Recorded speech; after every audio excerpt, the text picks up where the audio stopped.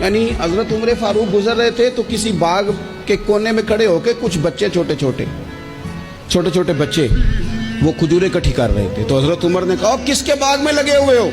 سب بچے دوڑ گئے. تو حضرت سنان بن سلمہ فرماتے میں ابھی چھوٹا تھا, میں کھڑا ہو گیا تو میں نے کہا حضور ہم نے توڑ کے نہیں کھجوریں کھائیں, گری ہوئی کھائی ہیں, اور آپ کو پتہ ہے جو رستے میں گر جائیں وہ اٹھانی ناجائز نہیں ہوتی, تو حضور یہ گری ہوئی کھجوریں کھائی ہیں.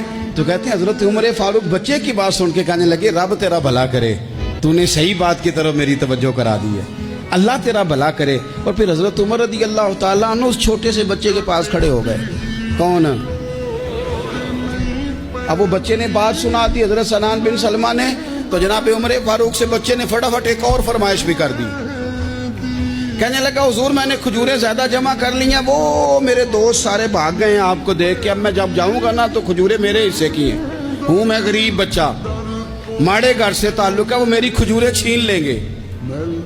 حضرت عمر کے ساتھ سپاہی بھی تھے, سارا کچھ بھی تھا. حضرت عمر نے بچے کا بازو پکڑا, فرمایا چل میں تجھے تیرے گھر چھوڑ کے آتا ہوں.